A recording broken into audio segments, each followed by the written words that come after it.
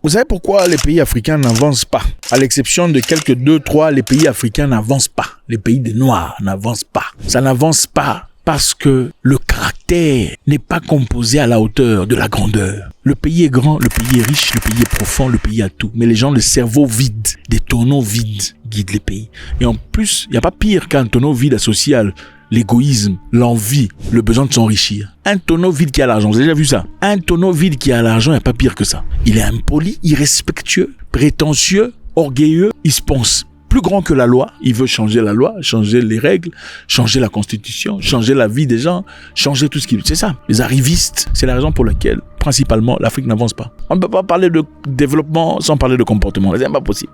Pas en Afrique noire, ce n'est pas possible. Pour parler de développement en Afrique noire, il faut parler de comportement d'abord. Parce que le comportement de l'homme noir africain s'associe toujours à tout ce qu'il fait, même dans la politique. On ne sait pas faire une séparation en disant là je vais être professionnel, je vais travailler pour l'intérêt de la nation. Là je parle en tant que chef du je sais pas quoi, quel département. Ils mélangent tout, la bêtise, la saleté de son quartier, tout ils emmènent. Ils commencent à appeler des gens petits dans les bureaux. C'est ça le comportement des Noirs. Il n'y a pas de développement en Afrique sans parler de comportement, ce n'est pas possible. Au Sénégal apparemment on l'a compris. Le Sénégal vient d'adopter une loi très intéressante. Une loi qui protège tous ceux qui viennent déclarer, les lanceurs d'alerte, qui viennent déclarer les choses négatives qui se passent. Vous savez, l'une des raisons pour laquelle encore, je dois le dire, l'Afrique n'avance pas, en généralité, c'est parce que nous avons devant nous beaucoup de gens corrompus. Les gens arrivent au pouvoir dans l'objectif de s'enrichir et non l'objectif de servir. Les gens font la politique non pas pour servir, mais pour s'enrichir. Regardez, si on transformait cette politique, disons, on va payer les politiciens le même salaire qu'on paye l'ouvrier, le même salaire qu'on paye le professeur, il n'y aura pas de politiciens. Il y a des pays ici où, avec le temps, il y a tellement de candidatures dans le Parlement. Il y a des centaines de milliers de personnes qui veulent devenir députés. Pourquoi? Parce qu'ils ont vu que c'est un moyen de réussite. Ce n'est pas parce qu'ils aiment la politique. Ce n'est pas parce qu'ils connaissent la politique. Ce n'est pas parce qu'ils aiment la patrie. C'est parce que là, il y a un moyen de survie. Avec le salaire qu'on peut avoir en tant que parlementaire, on peut s'acheter une maison très rapidement, on peut en construire 2 ou 3 autres à côté, on peut commencer des business. Commençons à préparer son avenir après le Parlement. Donc les gens ne réfléchissent pas au-delà de leur ventre. C'est aussi simple que ça. Alors, la corruption est totale. Beaucoup de pays ici sont gérés comme des mafias. C'est-à-dire, il y a la mafia des ventes des armes. Non, et le monde de gouvernement sont impliqués. On pense que les armes sont illicites et tout le bazar. Mais il y a des chefs là-bas au-dessus qui savent. Vente de ressources illicites et tout le bazar.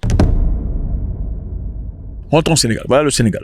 Un beau pays très intéressant. Le Sénégal adopte une loi nouvelle. Quelle loi? Les parlementaires sénégalais ont adopté une loi pour protéger les lanceurs d'alerte afin de renforcer la transparence dans le pays. Bravo.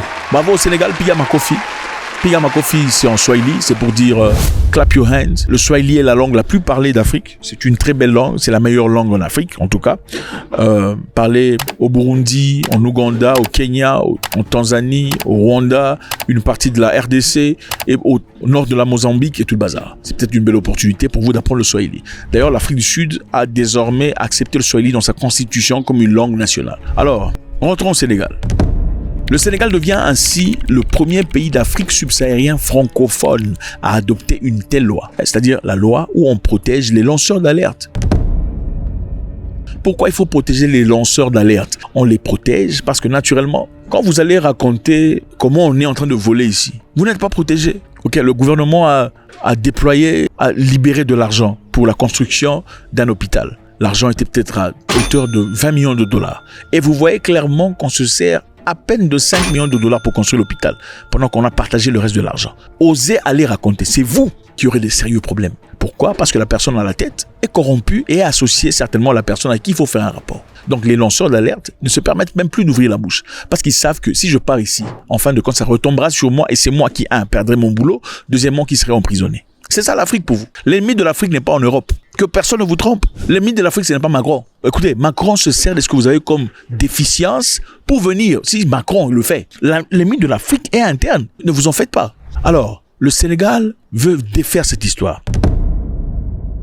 Cette nouvelle loi a été adoptée dans le cadre d'un ensemble de mesures législatives par le président Bassirou Diomaye Faye et le premier ministre Ousmane Sonko, qui ont pris leurs fonctions en avril 2024 avec un programme fort de lutte contre la corruption. Évidemment, Sonko et Faye, vous connaissez, ce sont des gens qui manifestement viennent avec des idées nouveaux. L'objectif ici, c'est la transparence et ils mettent beaucoup d'emphase là-dessus. On veut vraiment voir ce qui se passe. Qui a pris quoi? Qui a touché quoi? Qu'est-ce qui se passe ouvertement? Monsieur Sonko et monsieur Faye sont critiqués par beaucoup de personnes, chose qui est tout à fait normale. Même Dieu est critiqué par certaines personnes. Ce n'est pas pour dire que Sonko et Bassirou Faye sont Dieu, absolument pas. C'est pour dire que chaque humain a une partie négative, des choses qu'on peut critiquer. Autant il y a aussi des choses positives. Si ces choses se présentent, en tout cas pour une personne normalement constituée, ayant un bon cœur, il faudrait reconnaître les bonnes choses qu'on fait, n'est-ce pas? Ou il faut seulement qualifier ce qui est négatif. Les lanceurs d'alerte peuvent signaler leurs informations de manière anonyme s'ils le souhaitent, à travers des canaux intérieurs, donc à travers le gouvernement. Il y a des moyens où il faut aller signaler. Si vous remarquez M. Moussoungo en train de voler, en Afrique ici, les gens vont à la prière, mais c'est des voleurs. Comment vous construisez? Vous faites comment pour construire avec vos salaires? Non, vous faites comment pour construire avec vos salaires? Pour le dimanche, aller remplir les églises. C'est pourquoi moi-même, je sais pas. Moi, si j'étais pasteur en Afrique, ok, je dirais tout l'argent qui est mal acquis, sortez ça du panier. Venez chercher votre argent. Je cherche un pasteur qui fait ça. Venez chercher l'argent mal acquis, au-delà de 10 000 $. Je veux voir ça. Ça me ferait tellement de bien. Donc, il y a les canaux internes à travers lesquels on peut faire des rapports. Il y a aussi des canaux externes auprès des autorités compétentes pour protéger les lanceurs d'alarme. Évidemment, en Afrique, on ne peut pas parler d'un travail sans récompense. Les gens veulent être récompensés, quelquefois à tort. Il y a dans certains pays, si vous partez, même avec un projet grand, n'est-ce pas? Un projet grand, vous avez de l'argent, vous avez quelques millions de dollars pour faire des constructions, par exemple. Supposons que ce sont des constructions qui permettraient à certaines personnes à avoir des maisons à un prix moins cher. On vous dira, non, avant de commencer cette construction, il faut nous donner notre part. C'est ça la mentalité des Noirs. Non, il faut vous dire la vérité. Il faut vous dire...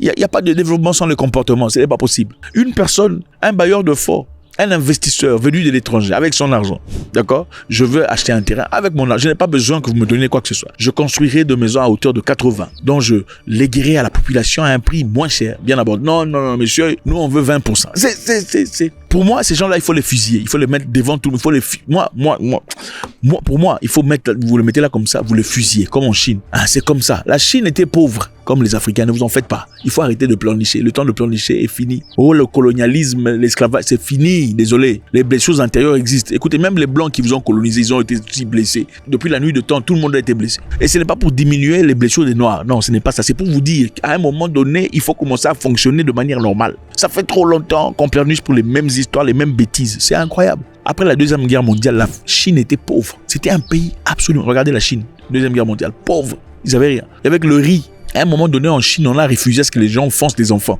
Ne faites plus d'enfants parce qu'il y a beaucoup trop de gens pour équilibrer. Mais les Chinois ont investi dans le chinois. Ce n'était pas en français ni en anglais. Ils ont importé des gens intelligents, des gens qui ont la connaissance. Et ils ont pris ce qui était nécessaire pour eux. Ils n'ont pas complètement copié. Ils ont pris ce qui était nécessaire pour eux. Ils ont développé des Chinois capables. Aujourd'hui, la Chine produit plus de médecins, plus d'ingénieurs que partout dans le monde réunis. Comment ils ont fait ça? Ils ont 2 cerveaux? Non. Ce sont des gens comme vous. Mais chez eux, c'est sûr, si vous êtes corrompu, on va vous achever. Vous êtes dans la fraude, on vous achève. Vente d'armes illicites, on vous achève. C'est ça. C'est comme ça qu'il faut traiter les Africains. Écoutez, si vous faites ça à l'Afrique, 1 an c'est trop. Je vous dis, 1 an c'est trop. Ceux qui fournissent des informations menant à la récupération de fonds ou des avoirs illicites recevront une récompense de 10% du montant récupéré ou un montant déterminé par les autorités compétentes. Cette loi est également destinée à couvrir les proches du lanceur d'alerte et les facilitateurs tels que les journalistes et les ONG. Dans le passé, quand vous lancez les alertes, on vient vous chercher. Si ce n'est pas vous qu'on trouve, on trouvera un membre de votre famille. C'est comme ça en Afrique. On prend votre mère, on lui met en prison. On met votre maman en prison ou votre sœur pour que vous sortiez. Il faut achever ces gens-là. Bravo au Sénégal. Il y a encore beaucoup à faire, mais bravo au Sénégal jusque-là. À l'époque du président Abdoulaye Wade, le gouvernement avait fait beaucoup de choses. En effet, le gouvernement a été en proie à des accusations de détournement de fonds massifs et de mauvaise utilisation de l'argent public. C'était chaud. À l'époque, le fils du président lui-même était plongé dans l'histoire. Karim Wade, ce monsieur ici, on lui a d'ailleurs donné le contrôle du ministère de projets gouvernementaux majeurs. Donc les projets du gouvernement étaient gérés par monsieur Wade. C'est comme ça, le népotisme africain. Je ne sais pas si les Africains sont prêts pour la démocratie. Ou, en fait, l'Africain emmène la mentalité tribale, la mentalité des royaumes dans la démocratie. Le président veut être traité comme un roi, hein, intouchable, n'osez pas ouvrir la bouche. Oh, comment vous appelez cette bêtise-là? Outrance au président, c'est outrage à la présidente. Maman, c'est... Donc, Il y a peut-être un seul pays en Afrique où on peut porter un t-shirt qui dit que le président aille se faire foutre sans qu'on ne vous inquiète. C'est l'Afrique du Sud. Vous pouvez porter un t-shirt que le président aille avec son visage. Personne ne va vous inquiéter. Parce que c'est une démocratie mature. Les gens ne sont pas liés à leurs émotions pour faire preuve de démocratie. On peut être contre vous, mais on soutient votre droit de vous exprimer sans vous mettre en prison, vous incarcérer. Parce qu'on comprend que le pays n'appartient pas à la famille du président. Alors, l'ère du président Wade, Karim était quelqu'un de très présent dans cette corruption, malheureusement. On lui a donné le contrôle du ministère qu'il a géré. Karim Wade était devenu célèbre et aurait été surnommé Monsieur 15% dans le cercle diplomatique. Pourquoi? En référence à la coupe présumée de 15% qu'il aurait prélevé sur les contrats gouvernementaux majeurs. Donc pour chaque contrat, Monsieur Karim Wade recevait 15%. On l'a surnommé Monsieur 15%. Après l'éviction de son père, Abdoulaye Wade, Karim Wade a été accusé d'avoir illégalement amassé une fortune de 240 millions de dollars. Ok? Le fils a amassé 240 millions de dollars. Et c'est ça, les gens l'ont accusé. Et en 2015, il a été condamné à 6 ans de prison et une amende substantielle. Monsieur Macky Sall, évidemment, arrivé avec sa rhétorique d'anticorruption, il fallait faire preuve de force. Ok? Monsieur Wade a été celui dont on s'est servi pour montrer que nous sommes là pour travailler. On l'a jeté en prison, c'était censé être pour 6 ans, il n'a fait que 3 ans et il a eu le pardon présidentiel. Mais le message était passé. L'administration de Macky Sall aussi a été accusée à plusieurs reprises. Ils étaient malheureusement pas intacts. Le président Macky Sall est arrivé au pouvoir avec un programme d'anticorruption, un programme fort faisant un thème central à la présidence. Donc il a parlé beaucoup de corruption. Il faut combattre cette corruption et pour ça, il a été élu. Mais il y a eu poursuite de haut niveau. Il y a eu des allégations de népotisme. Monsieur Sall embauchait des gens de sa famille. Il y avait des contrats gouvernementaux de sa famille. Il y a aussi un scandale impliquant le frère de Sall avec un contrat de gaz. C'était choquant. Ils ont aussi été accusés par rapport au fonds de Covid. Je ne sais pas si vous vous en souvenez, mais pendant Covid, on voulait que les gens restent à la maison. Et pour rester à la maison, il faut avoir à manger. Il faut avoir de quoi subvenir à ce besoin les plus élémentaires. Et pour ça, nombreux gouvernements ont disponibilisé de l'argent pour la population.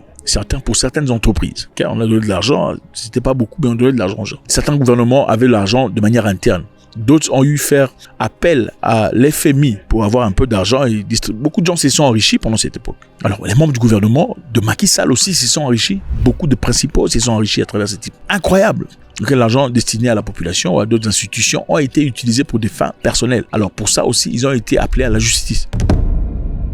Le nouveau président Bassirou Diomaye Faye a également fait la lutte contre la corruption, une promesse centrale de son administration. Nous savons M. Faye et Ousmane Sonko sont en train de bosser dur dans l'objectif de coincer cette corruption. C'est déjà un très bon pas. Et récemment d'ailleurs, il y a eu une loi qui a été passée où il fallait que chaque représentant du gouvernement, en tout cas chaque serviceman d'un certain niveau qui gère plus de 1 million de dollars, il doit faire un rapport de tout ce qu'il possède. C'est-à-dire, on doit inventorier ce qu'il a en possession avant d'entrer en position de pouvoir. Qu'est-ce qu'il a comme maison? Qu'est-ce qu'il a comme compte bancaire? Qu'est-ce qu'il a comme actif? Tout ce qu'il a comme bien. Comme ça, à la fin de son mandat, on peut évaluer et comparer s'il a volé ou pas. N'est-ce pas? C'est une loi qui a été appliquée. Mais évidemment, cette loi exclut le président de la République et ça a fait beaucoup de bruit. Laissez un commentaire, c'est toujours beaucoup de plaisir. Je sais que vous êtes des gens très intelligents. L'objectif ici, c'est pas d'écouter Zach Mekassa. L'objectif, c'est de partager vos idées, vos pensées, votre connaissance avec tout le monde. God bless.